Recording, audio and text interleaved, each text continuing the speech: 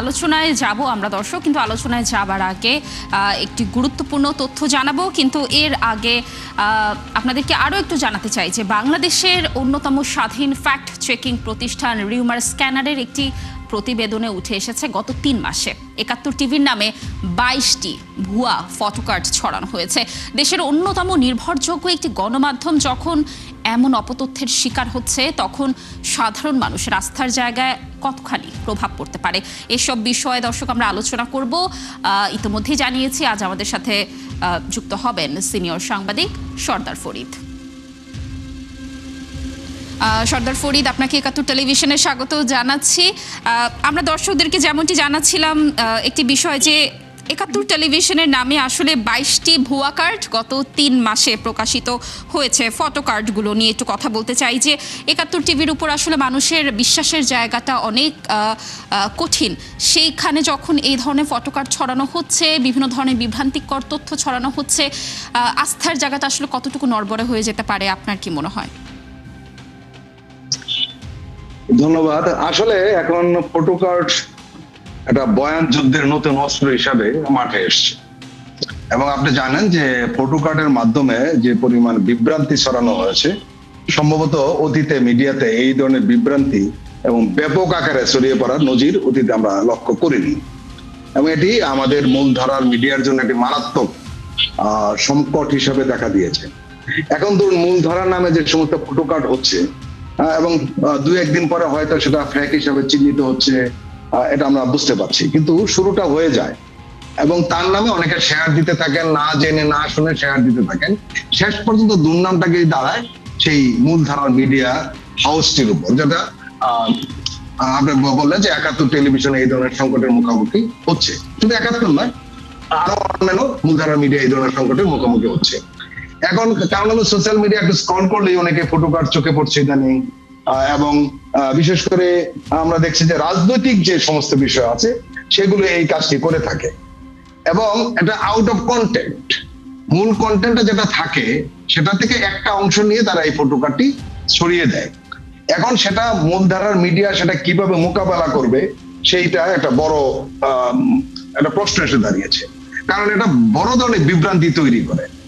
যেমন ধরুন আমরা একটা উদাহরণ দিতে পারি, যেমন একজন হয়তো রাজনৈতিক নেতা বা কোনো মন্ত্রী বললেন যে আমরা এই ক্ষেত্রে ট্যাক্স বাড়াবো, এরকম একটা কথা আসলো, কিন্তু এই ট্যাক্স বাড়াবো, বিদ্যুৎ খাতে ট্যাক্স বাড়াবো, গ্যাস খাতের ট্যাক্স বাড়াবো, এই ধরনের খবর ফটো কার্ডে চলে গেল। কিন্তু দেখা গেল যে উনি হয়তো বক্তব্য রেখেছেন যে এই ট্যাক্স বাড়িয়ে গরিবদের জন্য কি সুবিধা হবে এবং এই ট্যাক্সটা শুধু ধনীদের উপর বাড়ানো হবে, সম্ভবত এই ধরনের একটা মেসেজ ছিল ওই নিউজটাতে। কিন্তু আমরা ট্যাক্স বাড়াবো এই খাতে, এই ধরনের নিউজ যখন আসে তখন সাধারণ মানুষ শুধু বিভ্রান্ত হয় না, রীতিমতো আতঙ্কিত হয়। এবং এই যারা এই ফটো কার্ডটা তৈরি করেন তারা জানেন যে নেগেটিভ নিউজ দ্রুত ছড়ায়। আমরা সাংবাদিকতা এটা পড়েছিলাম, আমরা যখন একাডেমিকলি পড়াশোনা করেছি, যে bad news is the good news. এখন ব্যাড নিউজ আর ফেক নিউজ দুটো আলাদা জিনিস, এটা অনেকে গুলিয়ে ফেলেছে। কাজেই এটা আমাদের একটা নতুন একটা সংকট হিসেবে সামনে আসছে। এটার ব্যাপারে আসলে মূলধারার মিডিয়াটা যদি তারা সত্যিকারের সাংবাদিকতাটা করে তাহলে সম্ভবত এই ধরনের ফটো কার্ড মোকাবেলা করা সম্ভব, একটা দিক।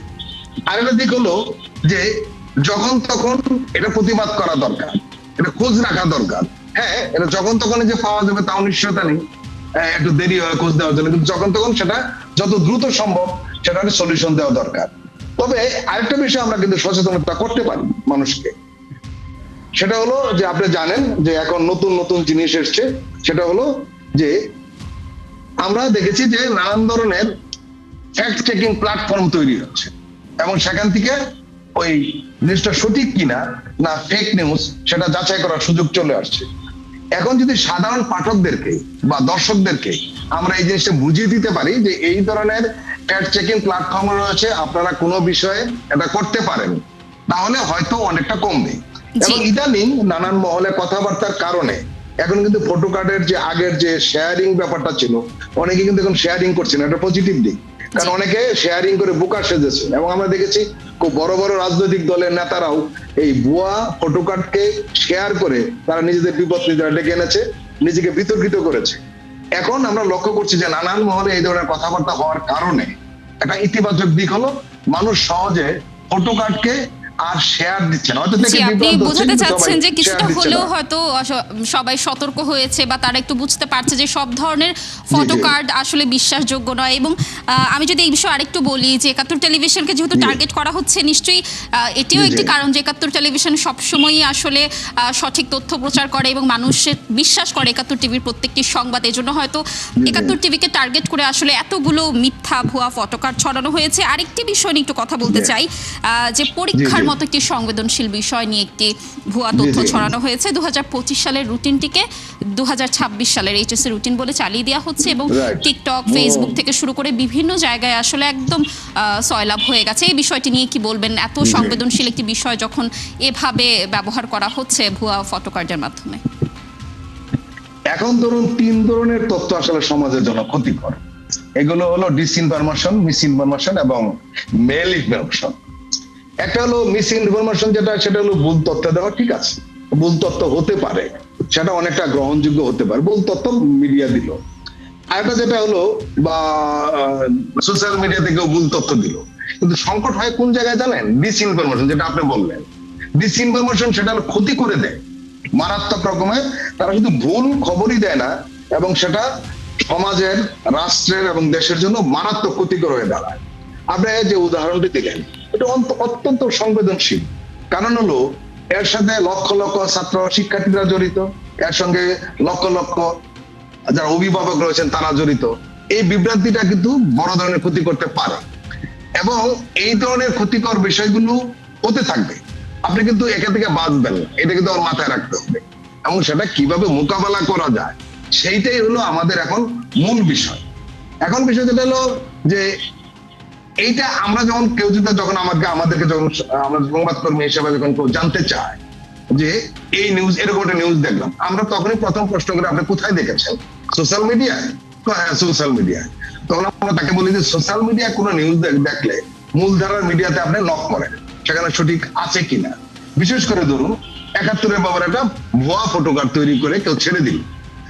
আসলে এই পাঠক বা দর্শকদের উচিত, যেহেতু ৭১-এর অনলাইন ভার্সন রয়েছে, সেখানে যাক, সেখানে গিয়ে খোঁজ দেখ যে আসলে রয়েছে কিনা। এবং আরেকটা সুবিধা আছে, আপনি জানেন যে গুগলে গিয়ে যদি সেই ফটোকার্ডের হেডলাইনটাকে যদি সার্চ দেওয়া হয়, তাহলে কিন্তু সহজে আমরা টের পাই যে আসলে এই নিউজটি আদৌ রয়েছে কিনা। এটা খুব সহজ রয়েছে, সহজ ব্যাপার। ফ্যাক্ট চেকিং যে প্ল্যাটফর্ম রয়েছে সেগুলো একটু জটিল, হ্যাঁ, টেকনিক্যালি একটু জটিল, ওটা যেতে হয়, করতে হয়। কিন্তু সবচেয়ে সহজ উপায়, আমরা ৭১-এর দর্শকদেরকে বলবো যে কোনো ফটোকার্ডের শিরোনামটাকে আপনি লিখে গুগলে সার্চ দিবেন, তাহলে সেটি সঠিক কিনা সত্য কিনা আপনি মিথ্যা তারা জানতে জানতে পারবে। পারবেন। সত্য কিনা মিথ্যা জানতে পারবেন, এটা খুব সহজ পদ্ধতি। আমাদের দর্শকরা যদি এই পদ্ধতিটুকু গ্রহণ করে, তাহলে তারা নিজেরাও অনেক ডিসইনফরমেশন, তাহলে তারা খুব সহজভাবেই হয়তো কোনটি সত্য এবং কোনটি মিথ্যা একটু তারা বুঝতে পারবে। আপনার মাধ্যমে নতুন একটি তথ্য আমাদের দর্শক আজকে জানলো। আর সর্দার ফরিদ, আমরা আরো কিছু ফ্যাক্ট চেক নিয়ে কথা বলবো।